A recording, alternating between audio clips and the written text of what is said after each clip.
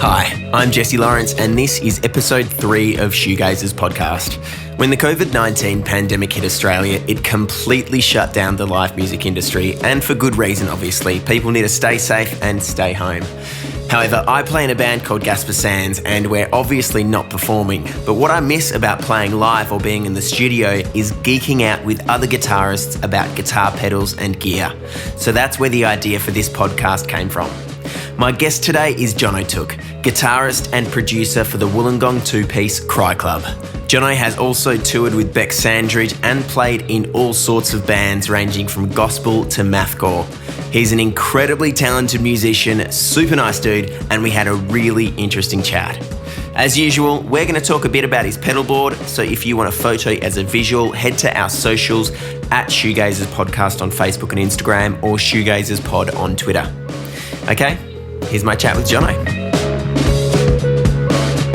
Cool, man. So, how are you? How you guys going in isolation? I feel like I'm doing as well as I can be under the current circumstances. I've just been trying to do a bunch of new shit, try and stay creatively engaged. I'm trying to write, I've always been super into dance music, but the dance punk stuff, cool. That early 2000s New York stuff. And I'm like, how do I combine that world but with more the full-on clubby presets thing, which is always something I've always been really interested in. So I've been trying a lot more of that sort of stuff out, and yeah. Sick. Is that going to be future Cry Club stuff, or? I mean, if it turns out any good. I think that's the thing for us is we're just testing the waters right now. Yeah, we've got shit tons of demos and stuff, and I'm sure you guys are in the same boat where it's you just got so much stuff and you're like, oh, is it any good? Who knows? It's always a big question. So just trying out a lot of stuff and still doing a lot of work because I work my job is as a audio engineer. So, just mixing, I'm very lucky that I had a bunch of records that needed to be mixed around a certain window. So, and now you've got time. Yeah. Well, I'm finishing a bunch of stuff at the moment. So it's I don't know where I'm going to be by March, April, but for the moment I'm fine, which is very relieving. Yeah, cool. Your design is on point. All your album artwork is so dope. Whose brainchild is that? So we work with Julia McGoran, who I think she's probably I think she's probably one of the most in demand people in Australia at the moment in terms of photos and stuff. I think she's quite well known now because she did, at least internationally, because she did the Tones and I stuff. So it's seeing all the Tones and I stuff in Times Square and stuff. Those are Julia's photos, and it's it's really great that that's doing so well. But I've actually known Julia since 2016, so before Cry Club was even a thought.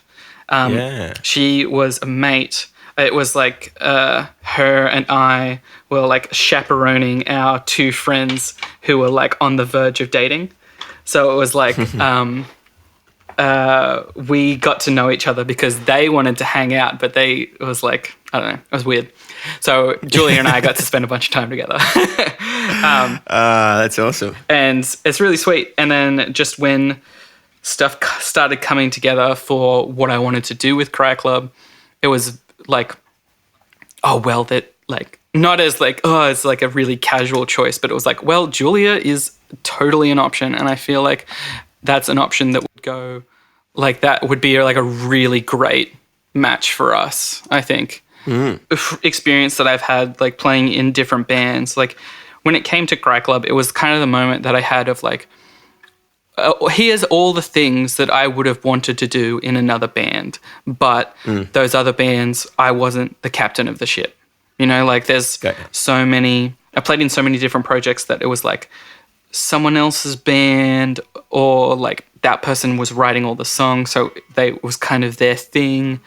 Whereas Cry Club was the one that I was I want to steer this, and I want I'm not going to be able to make all the right calls and do all that sort of stuff, but I want to at least be in conversation with the kind of people who could help us out with that stuff.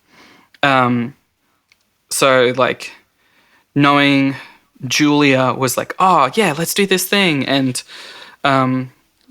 we actually worked with Julia before, like well before we put anything out. We did like some shots with her because she was in town, and I was like, hey, you're in town. Do you want to do a thing?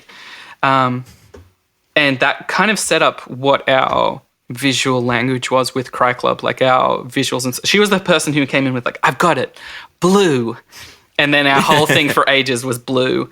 And yeah, that kind of set us up really well to have that relationship in place. But it was also really good to just be like, oh, she's a mate. Like this isn't from a like me trying to like turn any industry wheels or whatever. It's like just like I've got a friend who does really cool shit. What if we worked with my friend who does really cool shit? So that was like a really That's such a great way to work, you know? Yeah. It's like I feel like there are the times where you have to cop that maybe I need a set of experiences or whatever that's outside of my immediate friend group.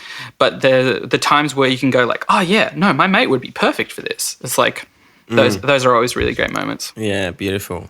Yeah. So do you consider yourself like a gearhead? Do you have collections of guitars and pedals and other bits and pieces? I got a bit. Like because I do audio engineering stuff for my job, it's like a weird little balance where it's like I could buy guitar gear or I could buy a new plug-in, you know, like I could get that. It's like the necessary or the fun. Yeah, it's you know? like, and then it gets like when in the world of plugins, it's like realistically you can make whatever sounding record with whatever plugin you want. It's just about whether or not you want the nice ones, you know, like, and me being like on the UAD shit now, it's like, those are expensive plugins. So I've got very few of those and I'm wanting to get more, but then it's like, well, if I get those, I can't get this. And I've always had a thing for like different projects. I've always wanted to have a different guitar for each project.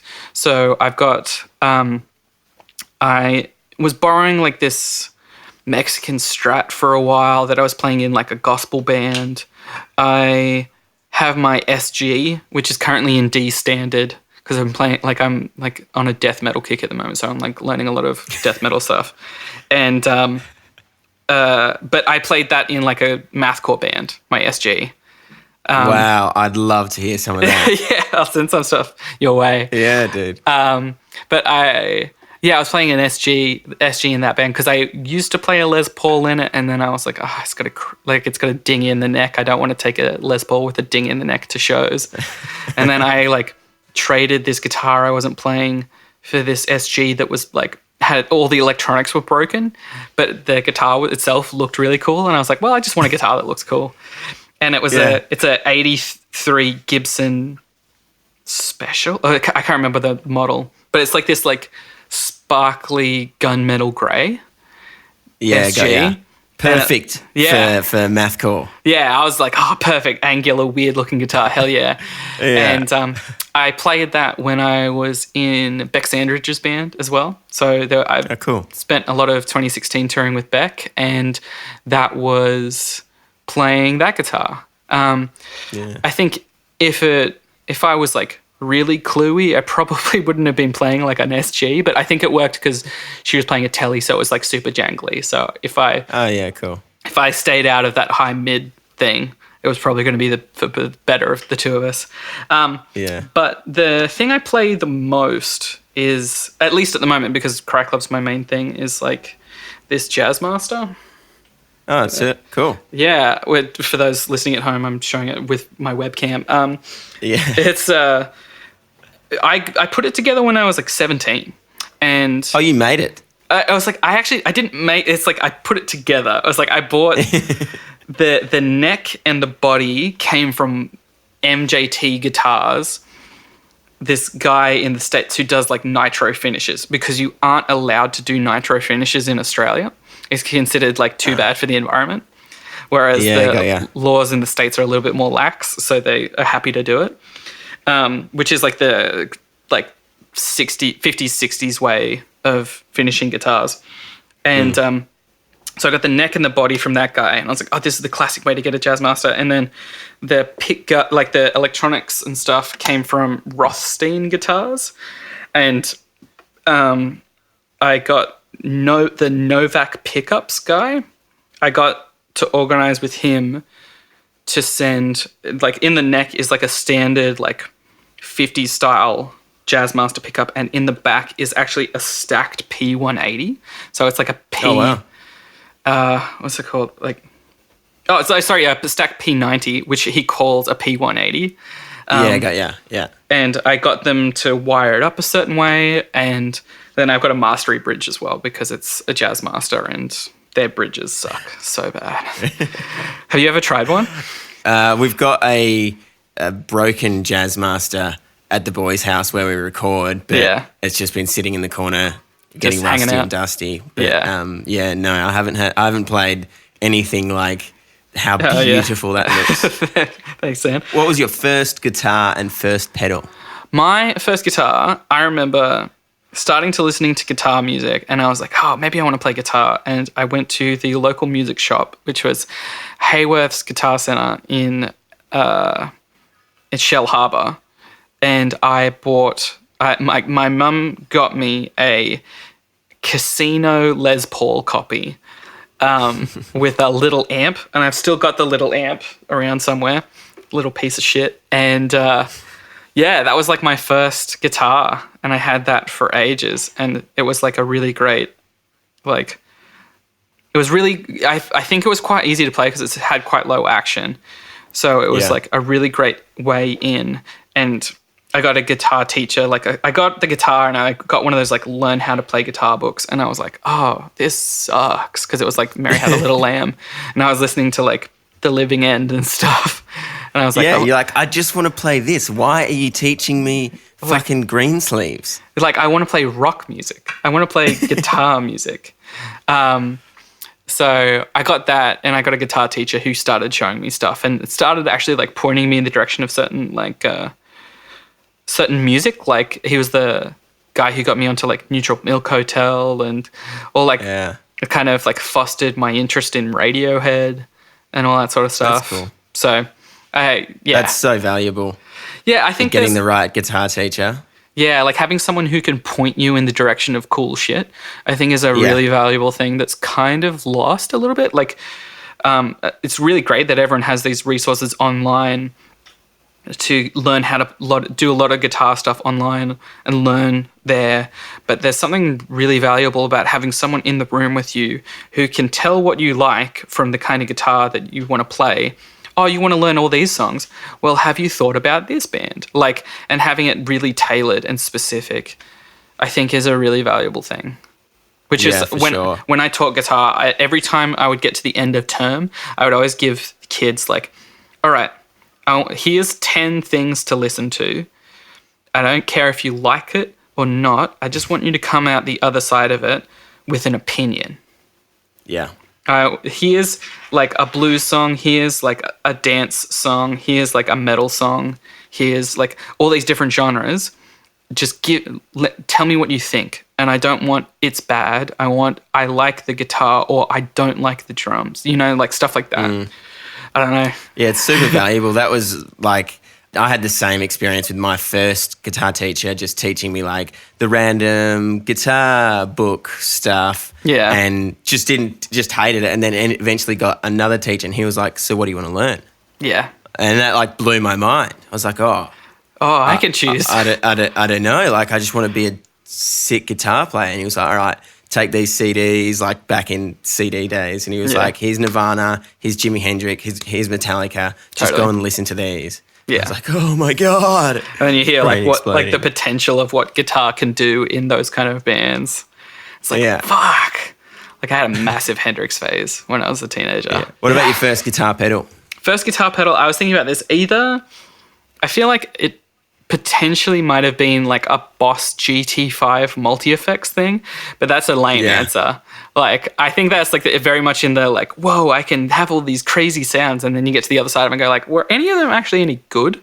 But my first, I want to say the first proper one was, and I still have it actually, it's still on my board, is a Catalan bred Dirty Little Secret, which is like a Marshall style distortion.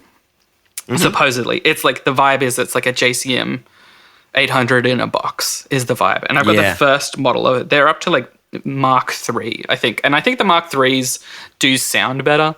I only use this one as a noise box. I have like the loud, like the volume completely cranked and dimed.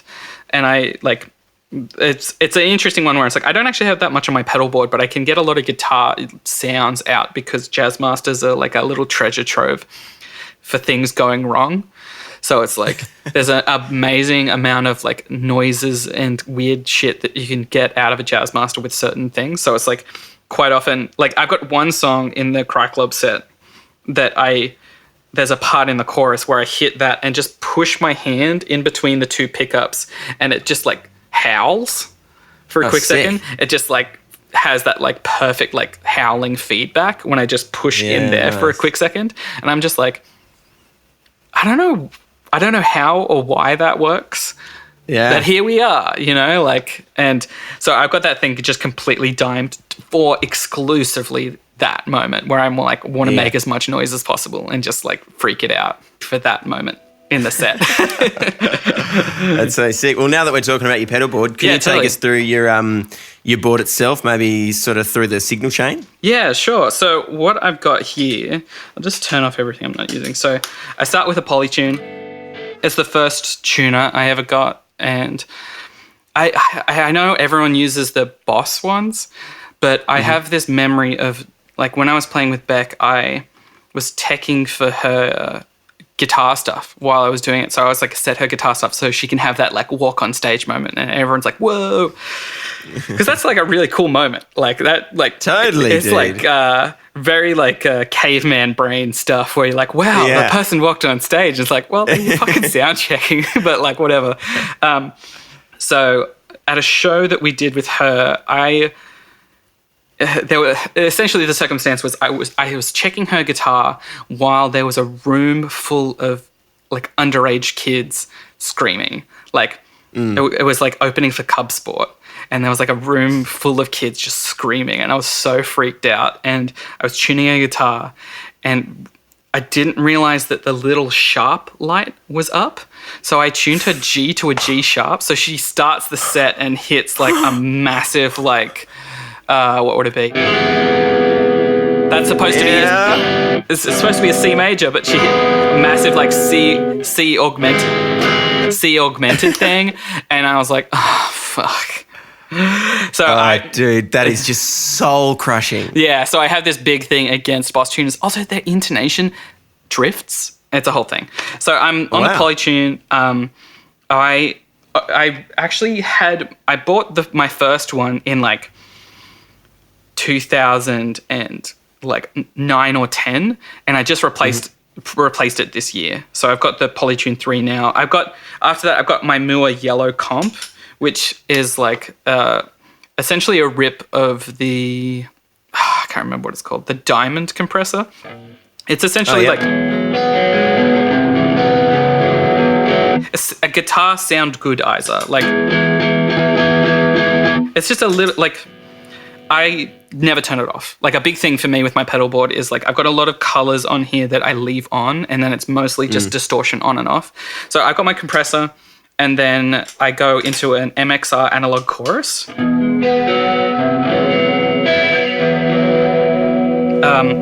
I got it just when I started playing with Beck, and I pulled one setting on it and have not changed it since.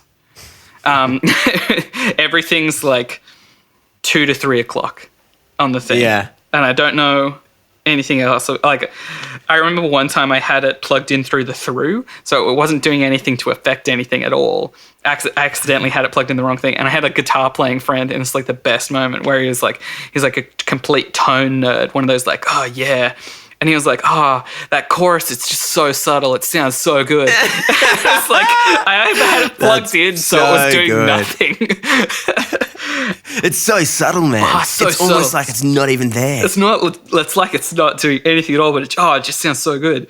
Yeah, amazing. But after that, I've got my J Rocket Archer, which is a clone. So it's the amp. This sound is a little bit distorted at the quite distorted at the moment, but this usually stays pretty on if I'm playing through a Fender.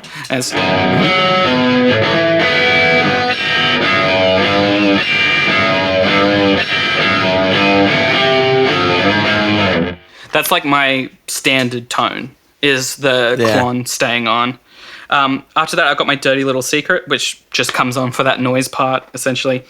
After that, I've got my OCD. I've stomped through the pedal, like the actual switch, a handful of times. So this OCD pedal has gone through fucking hell and back. Wow. The first time I stepped through it was the night before I flew to Brisbane for Cry Club's first Big Sound appearance. And I stepped through my pedal, and Heather, a singer in the band, got it was like bronchitis and then another throat-based itis the same day. So it was like they were not allowed to talk the entirety of Big Sound pretty much, and I'd just broken my pedal. So I finished the show where I broke it, and I went to Parliament studio because I had keys, and I was in Sydney, and I was like, what the fuck do I do about this? So I went there and opened it up and just packed it full of tape. So the switch would stay at the top. So there was a little cushion there. Yeah, so it would just stay up there because it just needed to stay in place. And it was very dodgy, but it worked. And then after that, this is my little magic box, is my Musa M Ambience pedal. And this is my little secret weapon. And the thing that's good about it, I use it for only one setting, and it's this. It's a gated reverb. So, got ya. So it sounds quite plain at the moment, but when I turn on my chorus and compression and stuff, it has that.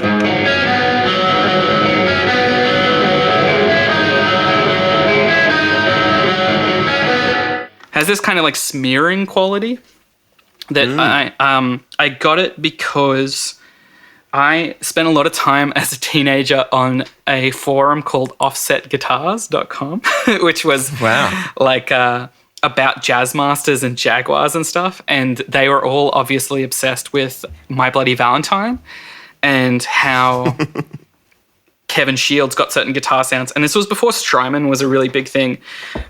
And everyone was looking about the big secret, supposedly, to the Loveless guitar sound was the Yamaha SPX 90.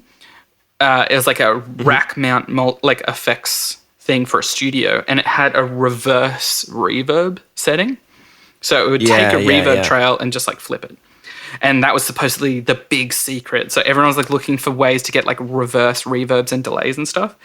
And this $100 pedal from China that there was only one, there's this guy in Texas that gets them in, and he's the only way to actually get them in the West is this guy on eBay who orders them in, and it's always limited stock, and it's always a bit of a thing.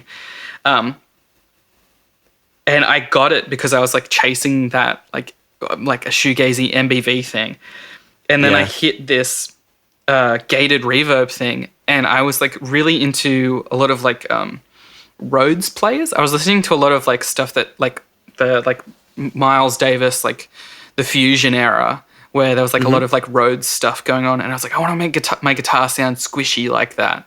And then I hit this thing, cool. And I was oh fuck, this sounds great. And then I had this in an old band I used to play in, I had this song that was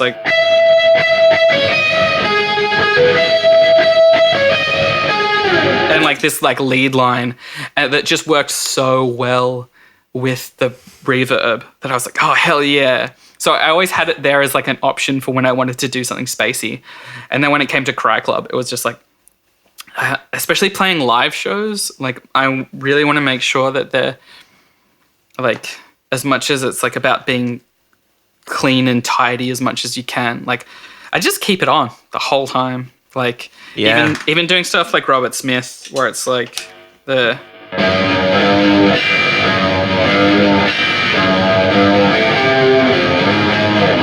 it adds this like almost like cowboy kind of like that like cowboy reverb, like the like classic spring thing, but then at the same time it just shuts completely the fuck up when I stop playing. For sure. Especially being like the only guitar player in the band, making sure that I get the size that I want. I really want really big guitar.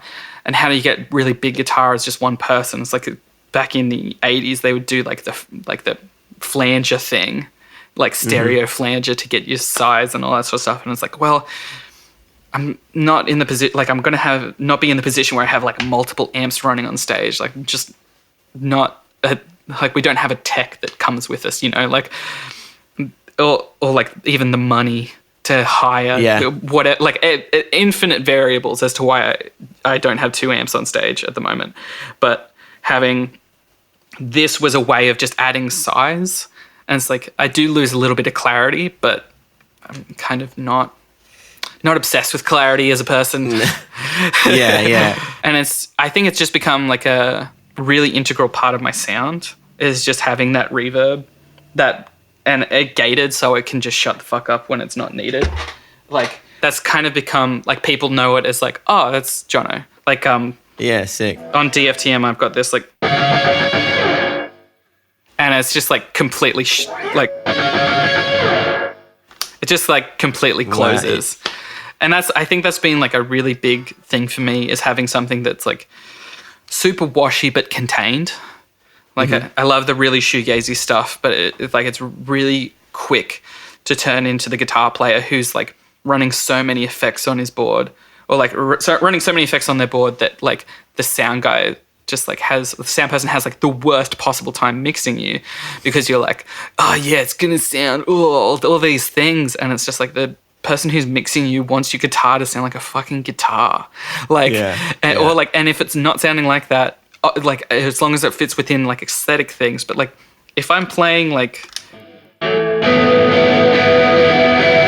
chordy guitar stuff, like if I'm running too much reverb that I'm losing the front transient of chords, then we're going to hit a lot of problems. So I don't know, that kind of plays on my mind a lot. And it's like a big reason why I love this thing. So it's like I had one that I bought in that like 2010 that the switch, it's like a digital switch, so the switch sucks. So I actually bought a new one like about 4 or 5 months ago. So I've got this fresh one on my board, as opposed to like, this is my old one, and I don't know if you can see with the camera. Oh yeah. But it's gross. It's fucking disgusting. Because I've played every single show that I've played in every single band I've played in over the last X amount of years with that thing on my board.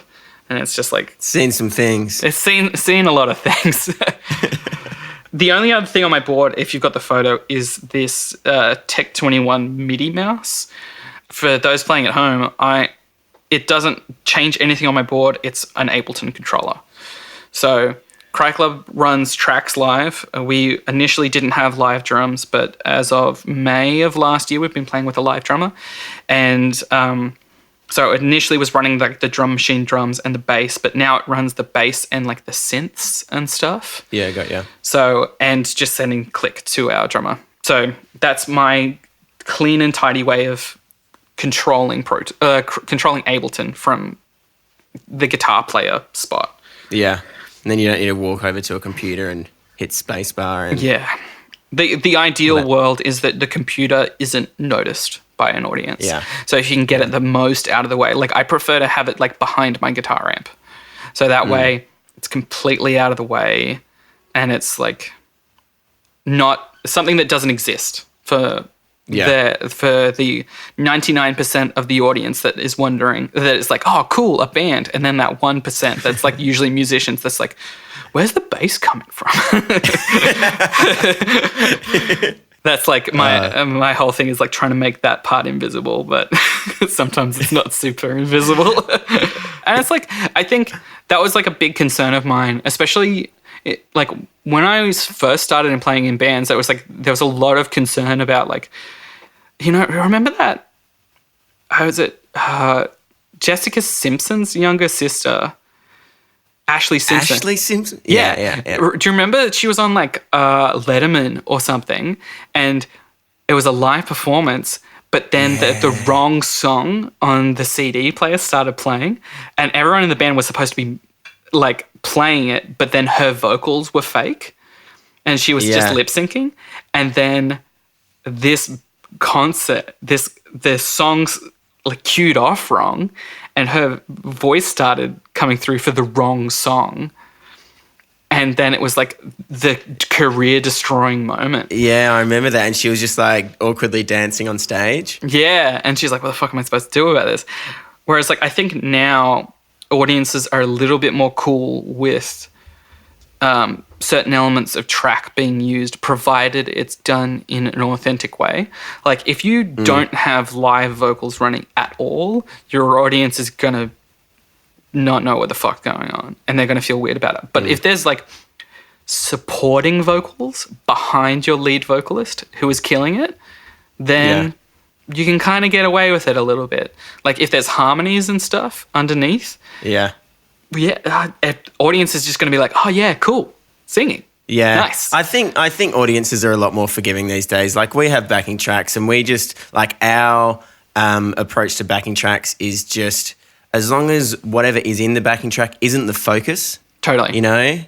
As long as like you said, as long as it's like supporting and just backing whatever you're playing, then it's no one usually notices. Totally. I think the only... And if they do, like we're not touring with a fucking 7-piece, 8-piece band to have like two synth players and and like backing vocals.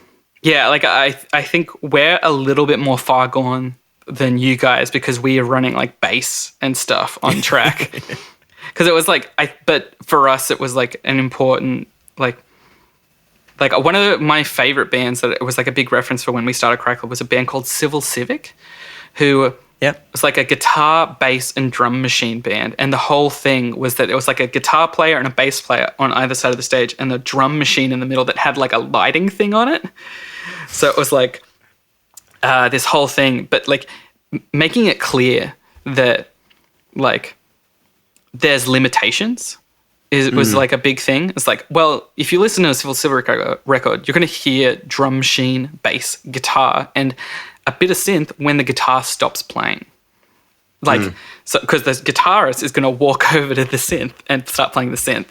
And it's like, we've obviously broken that by running tracks and stuff and doing that. But like, I think the thing I really liked about Civil Civic was I was getting the sound of a band, but it wasn't like a full band. And there was something interesting about that to me. So it's like running bass track live is like, was a necessity at first, and now it's turned into one of the things that separates us from other bands.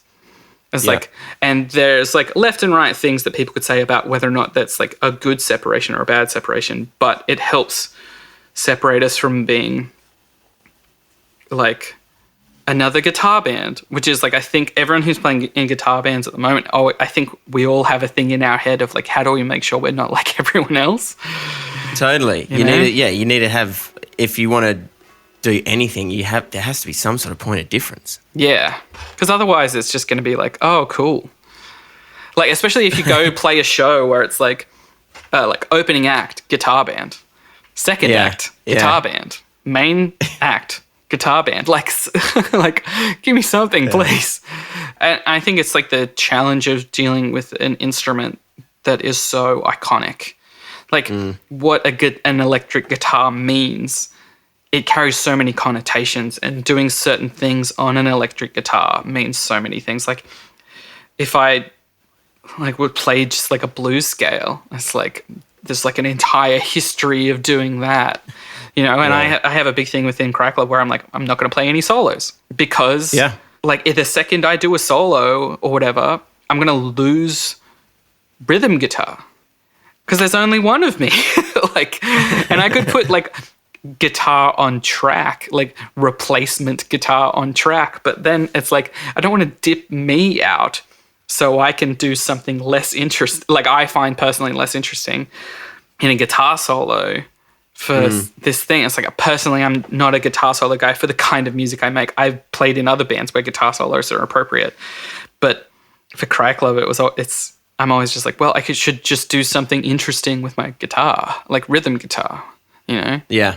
Well, now that we're talking about tunes, you want to do a couple of tone breakdowns for us? Yeah, totally. So the big thing for us on record is that I think the last time I used an amp on a Cry Club recording might have been DFTM or Two Hearts. And just for a little few extra things, I am generally plugging straight into my computer and using Guitar Rig. That is the majority of my guitar tone that ends up on a record. It's like affected from there, but that's usually my starting spot. But when I play live, I'm using a lot more of a variety of sounds just so I can fill things out and sound bigger like I do on the record. So Obvious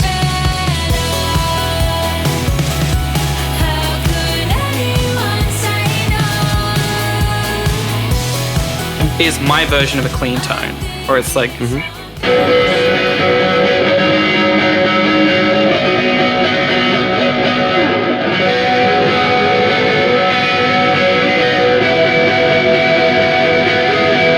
And it's just, that's my version of a clean tone, essentially. And that's pretty much the tone that I take through all of Obvious, except for hitting my OCD when I hit the pre-chorus with a...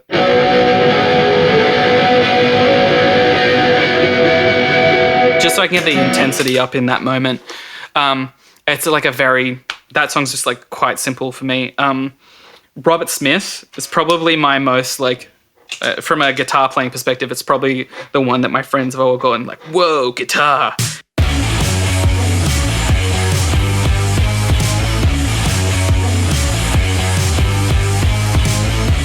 So going through it piece by piece, all the guitars on the thing are actually most of them are the Guitar Rig preset that I use most of the time. It's just that the heavy one has been run through a H3000 harmonizer on just the settings on that just to freak it out. So there's actually, on the song itself, there's very little to no distorted guitar. Yeah, wow. Like, there's no big distortion pedal running. It's like amp sound. So if you actually listen to it now, guitar is actually strikingly clean. Like, I'm not doing, like, in that, I'm saying, like, I'm not doing the big, like wall of sound OCD thing. Yeah, for sure. So I've got, the main riff.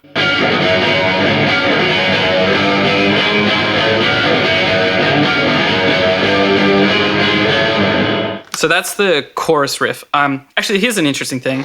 I play guitar in E, A, D, F sharp, B, E tuning. All Cry Club songs are in this tuning. Because it makes me dumb enough to forget all the theory I know.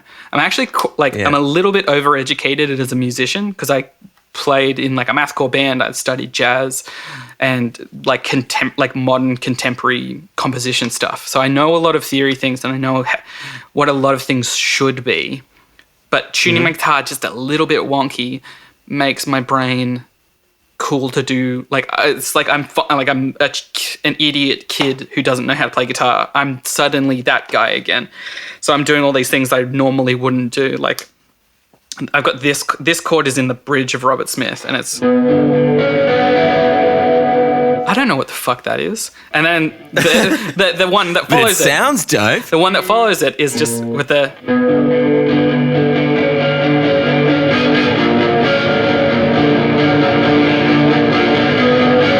And it's like really fucking busted. And I would never have hit that chord if I was in standard tuning because the shape would have been weird. And I think that's a big thing, is that being in this tuning makes a bunch of new different shapes show up. So yeah, getting back, so like this chorus of like Robert Smith's main riff, it starts on like this like major seventh, this really kind of busted chord, and then like this chromatic.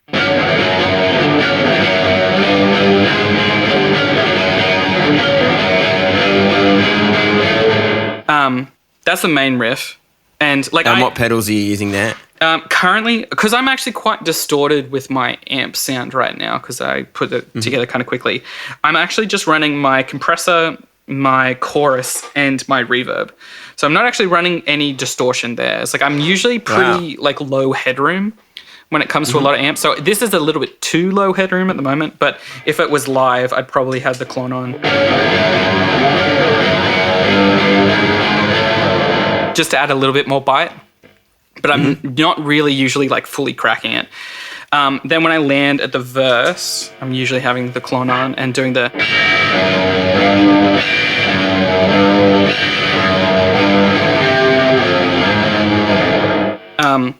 which is part of the riff. What are you hitting on your guitar for that harmonic thing? So it's back here. Yeah, got ya. So just above the bridge on the Jazzmaster. Yeah, which is like a unique feature of like, and me being interested in Jazzmasters is that having the extra sounds that they can do is like being really into like Sonic Youth as a kid and seeing like them having like they've got a song on their first album where they've got a screwdriver underneath the strings at the 7th fret, and they're playing behind that, getting weird like this harmonic thing out of it. And I was like, whoa, weird guitar stuff. And I was like, you always sound check with this for some reason,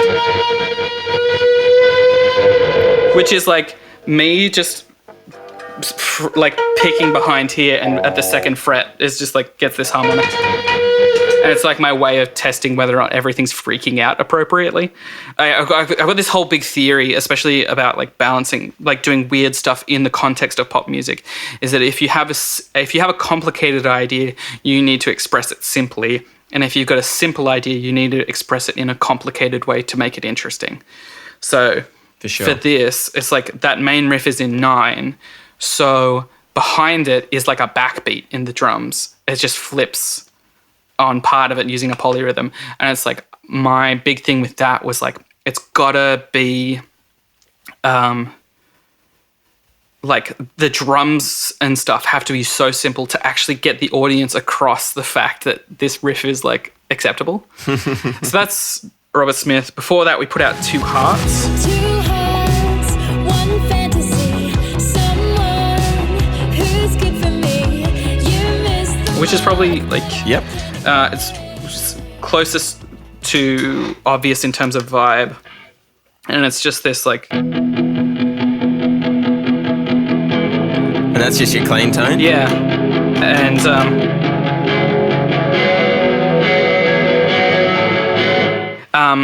the only thing in this one is just depending on the amp I'm running on the night. If I'm running an AC30, I'll usually be in a low headroom kind of sound like I'm in today.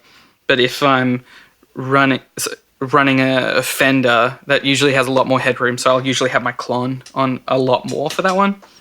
But the only thing is just landing at the chorus and doing the big OCD thing. That,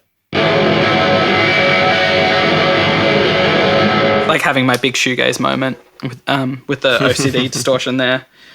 And it's usually just like a big thing is just trying to balance like the brightness depending on the amp I'm playing on the night. It's like there's the tone knob on the OCD pedal, which depending on the amp I'm using is like in drastically different positions, because it's, especially with trying to do something that's even adjacent to pop music, I don't want my guitar to be overwhelming.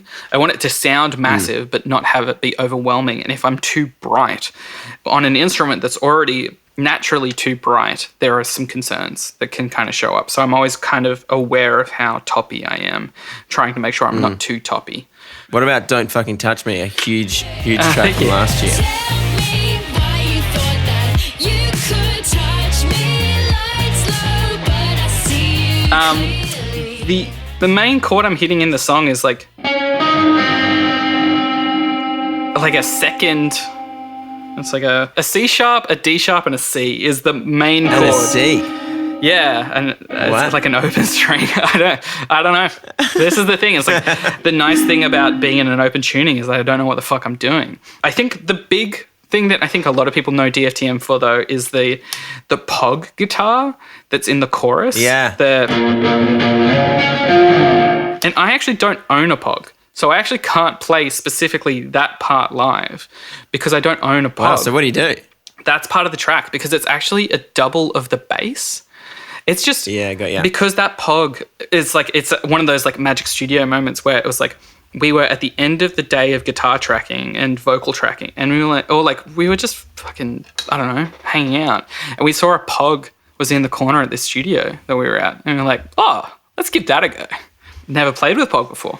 And then we were like, oh, let's double the bass. Some great fun you can have with a Pog. Yeah, and they're great. I've used them for like other people's records. Like when I'm engineering, I'll pull them out. It's like, oh, let's do crazy guitar.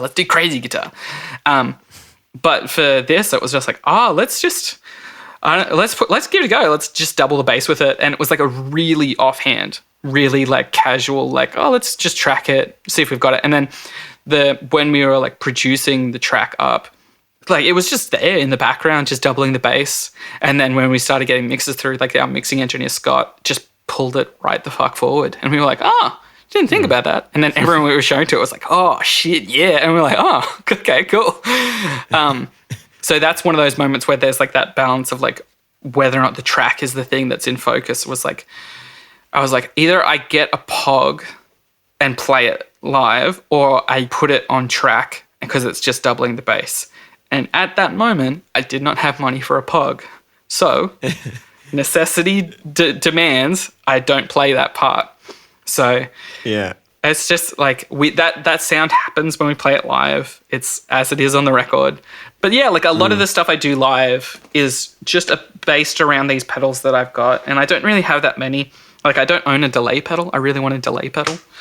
Yeah, I noticed that. Like that's wild to me. No delay. Yeah, like I would love to get a delay pedal. There are like the people who are going to listen to this and go like, you have all this other shit. Like, why don't you get why are you running like an Apollo and also saying you don't have the money for guitar pedals? Like, well, Apollo makes me money. It's my job. Yeah. Whereas playing guitar with a guitar that shows up a little bit after it is not like it's just not like I would love to do it, but at the same time, I'm not desperately waiting for it. And I think because I haven't had one for ages, I'm not thinking to myself like, this would be so amazing if only I had a delay pedal, you know, like I'm not immediately thinking of it.